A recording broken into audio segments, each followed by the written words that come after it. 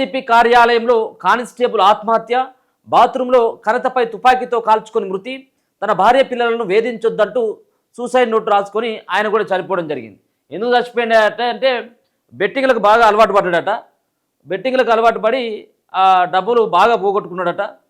దానిలో సంబంధించినటువంటి దాంట్లో ఇక మరి అప్పులు తీర్చడం ఇది ఇబ్బందిగా ఉన్నది.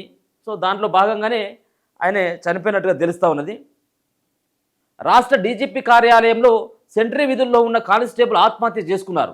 బాత్రూంలోకి వెళ్లి తన సర్వీస్ రివాల్వర్తో కాల్చుకోవడంతో అక్కడికక్కడే మృతి చెందినట్లు పోలీసులు గుర్తించారు. ఆర్థిక సమస్యలతోనే కానిస్టేబుల్ ఆత్మహత్య చేసుకున్నారని ప్రాథమికంగా నిర్ధారణకు వచ్చారు. నల్గొండ జిల్లా చిట్యాల మండలం వెలిమినేడుకు చెందిన స్వామి 2007లో పోలీస్ కానిస్టేబుల్గా చేరారు. కొండాపూర్ 8వ బెటాలియన్లో పనిచేస్తున్న స్వామిని 20 రోజుల క్రితమే డీజీపీ ఆఫీసుకు బదిలీ చేశారు. రాత్రి వేళ సెంట్రీ విధుల్లో ఉన్న స్వామి ఉదయం 5:30 సమయంలో బాత్రూంకు వెళ్లి తన వద్ద ఉన్న సర్వీస్ రివాల్వర్తో కనతపై కాల్చుకున్నారు. తుపాకీ పేరిన శబ్దం విని తోటి సిబ్బంది పరుగున వెళ్లి చూడగా స్వామి రక్తం అడుగులో పడిపోయి కనిపించారు. ఆయనను ఆసుపత్రికి తీసుకెళ్లడానికి ప్రయత్నించినప్పటికీ అప్పటికే మృతి చెందినట్లు డీజీపీ కార్యాలయం సెక్యూరిటీ సిబ్బంది తెలిపారు. స్వామి మృతదేహం వద్ద ఒక డైరీని క్లూస్ టీం గుర్తించారు. నా సొంత ఆలోచనలతోనే ఆత్మహత్య చేసుకుంటున్నా. నా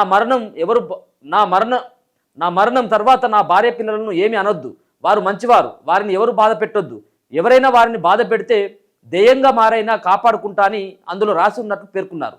ఆర్థిక సమస్యలే స్వామి ఆత్మహత్యకు ప్రధాన కారణంగా భావిస్తున్నామని సైఫాబాద్ ఏసీపీ సంజయ్ కుమార్ తెలిపారు. బెట్టింగ్లో స్వామి పెద్ద మొత్తంలో నష్టపోయారని ప్రచారం జరుగుతుండగా ఉన్నతాధికారులు మాత్రం ధృవీకరించలేదు. సో ఏదైనా కానీ ఇటీవల మనం చూసుకుంటున్నాం, చాలామంది పోలీస్ ఆఫీసర్స్ అంతా కూడా దాంట్లో కొంతమంది ఉన్నతాధికారుల యొక్క ఒత్తిడి కావచ్చు, ఈ పని యొక్క స్ట్రెస్ కావచ్చు, వీటి అన్నిటితో కొంతమంది ఆత్మహత్య చేసుకుంటున్నటువంటి పరిస్థితి కనబడతా ఉన్నది. సరే, ఇది దీంట్లో ఉన్నతాధికారుల వేధింపులతో చనిపోయిందా లేకపోయినా 20 రోజుల క్రితమే ఈ యొక్క డీజీపీ కార్యాలయానికి అటాచ్ చేశారు అతన్ని. మరి 20 రోజుల వ్యవధిలో ఏం జరిగింది, మరి ఇంకా ఏమన్నా ఉందా? ఇప్పుడేమో బెట్టింగ్ దాంట్లో పైసలు పోగొట్టుకున్నాడు కాబట్టి చనిపోయింది అనేటువంటి దానికి కూడా ప్రాథమికంగా ఆధారాలు ఏమీ లేవు. ఏం జరిగింది అన్నటువంటి దానిపైన ఇంకా పోలీసులు ఆరాధిస్తున్నారట.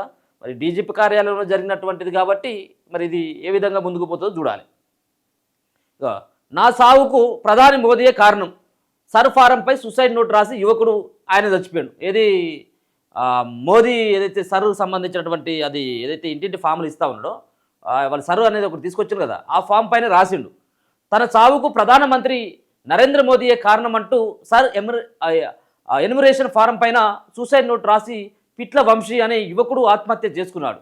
రాజన్న సిరిసిల్ల జిల్లా ఎల్లారెడ్డిపేట మండలం గొల్లపల్లిలో గురువారం చోటు చేసుకున్న ఘటన సంబంధించిన పోలీసులు బాధిత కుటుంబాలు ఏం చెప్పిల్లంటే, గొల్లపల్లికి చెందిన పిట్ల బాలయ్య భారతి దంపతుల ఏకైక కుమారుడు వంశీ కుటుంబ పరిస్థితుల వల్ల ఇంటర్మీడియట్ తర్వాత చదువు మానేసిందట. 6 ఏళ్లుగా పెయింటింగ్ పనులు చేసుకుంటున్నారు.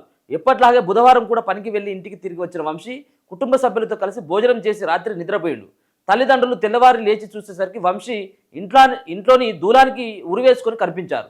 ఇది నా యొక్క చావు లేఖ అంటూ సర్ ఫారంపై రాసి ఉన్న లేఖను ఘటన స్థలంలో పోలీసులు గుర్తించారు. తన చావుకు ప్రధాని మోదీ కారణమని, కుటుంబం కాదని, తన తల్లిదండ్రులను ఇబ్బంది పెట్టవద్దని ఇట్లు భారతదేశ పౌరుడు వంశీ రాయల్ జై హింద్ అని ఆ లేఖలో రాసి ఉంది. కాగా ఢిల్లీలో విద్యార్థుల పట్ల జరుగుతున్న దమనకాండను చూసి ఆందోళనకు గురై వంశీ ఆత్మహత్య చేసుకున్నాడని బీఆర్ఎస్ జిల్లా మాజీ అధ్యక్షుడు తోట ఆగయ్య తదితరులు వాళ్ళు ఆరోపించడం జరిగింది. మరి ఆ సర్ ఫారం పైన మరి మోదీయే కారణం అంటూ ఆయన చచ్చిపోయాడు.